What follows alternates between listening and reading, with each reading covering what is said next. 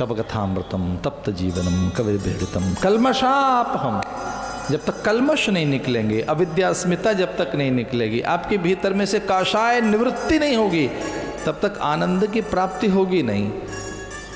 पुनरावृत्ति न करें पाप करने के बाद। कहते हैं कृष्ण की बांसुरी, उनकी रुंझुन, उनकी निकटता फिर अनुभव होने लगी।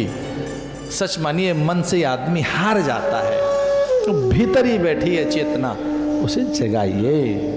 अपने भीतर के गोल मटोल कंकर में शंकर पैदा कीजिए। और भारत के लोग बड़े निराले लोग हैं। वो पत्थर में से न केवल प्रतिमा बल्कि परमात्मा को पैदा करने वाले प्राणी हैं। घर में जब पंडित जी आते हैं तो मोली में गणेश का आह्वान करते हैं, ये कहकर एया गच्छ एया तिष्ठ वरदो भव सुप्रसन्नो भव। अरे यजमान, ये गणेश जी को प्रणाम करो। पाद्य अर्घ आचमन स्नान गंध अक्षत पुष्प वस्त्र धूप दीप नैवेद्य। और ये क्या है? एया गच्छ एया तिष्ठ वरदो भव सुप्रसन्नो भव। गणेश जी का ध्यान करिए। गणानां त्वा गणपति गंगावामहे। फल फूल द्रव्य नैवेद्य प्रदक्षिणा कीजिए। ये गणेश जी हैं, प्रणाम कर रहा है वो। सुपारी में गणेश बना दिया मंत्रों से, देखो तो सही, सुपारी में गणेश बन गए। वो कहता है यजमान पूजा पूरी हो गई, अब क्या करें? बोले गणेश जी को जहाँ से आए वहीं जाएं। गच्छ गश्रुश्रेष्ठ पुनरागमनाय च। ये क्या है? हैं तो गणेश, इनको विदा करो। गच्छ गच्छ सुरश्रेष्ठ पुनरागमनाय, फिर से आना, इनको विदा कर दो देवताओं को। देवता विदा हो गए। फिर वो यजमान के हाथ में सुपारी रख देते हैं कि जरा ये गुड लक के लिए ठीक है, इनमें गणेश जी का आह्वान किया था, इन्हें घर में रख देना। गणेश जी कहाँ गए? अरे जहाँ से आए थे वहाँ गए। कभी कभी गुरु भी ऐसी बातें पूछते हैं चेले से, पर चेला भी बड़ा निराला होता है। एक बार गुरु ने पूछा शिष्य से, दीपक जलाया और पूछा चेले से, बेटा ये प्रकाश कहाँ से आया? ये जो प्रकाश है बता कहाँ से आया? चेले ने दीपक बुझा दिया। बोले गुरुजी कहाँ चला गया ये बताओ पहले। बड़ी बात करते हैं चेले, महाराज बड़े आगे हैं आजकल।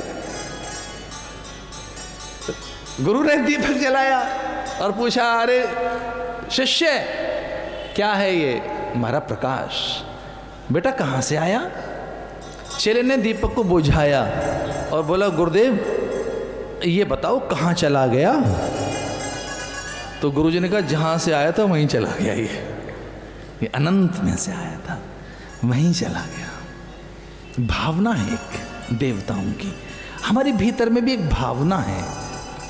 गच्छ गस्र श्रेष्ठ प्रतिमा पैदा तो कर दी जाती है जयपुर की गलियों में, वहाँ प्रस्तर से प्रतिमा, पर वो केवल प्रतिमा है। जब तक पंडितों के हाथ न लगे, वो उसमें प्राण प्रतिष्ठा न करें, तब तक वो पत्थर की प्रतिमा है। वो देवता कब? जब इन पंडितों के हाथ लगे और ये फिर आवरण पूजा करें, फिर ये जलाधिवास अनाधिवास फलाधिवास करें, फिर ये उसमें प्राण प्रतिष्ठा करें।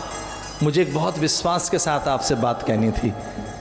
सच मानिए, जैसे ही आप पैदा हुए भगवान ने स्वयं की स्थापना आपके भीतर की हुई है, आप में प्राण प्रतिष्ठा की हुई है। आप प्रतिष्ठित प्राणी हैं, आप में मंत्र की स्थापना है, आप में वो सब सामर्थ्य है, जन्म से ही वो योग्यता आप में है, पहले से ईश्वर आप में स्थापित है, पहले से ही आप उतने ही हैं जैसा शालिग्राम है, आप उतने ही भीतर में ऊर्जावान हैं जितना नर्मदेश्वर है। कहते हैं नर्मदेश्वर स्वयं सिद्ध हैं, शालिग्राम स्वयं सिद्ध हैं। अरे शालिग्राम जन्म से ही सिद्ध हो सकता है, गंडकी में से निकला स्वयं सिद्ध है, नर्मदा में से निकला नर्मदेश्वर स्वयं सिद्ध है। हमारे भीतर वो चेतना है, वो जगाई जाएगी, उसे जगाया जाता है।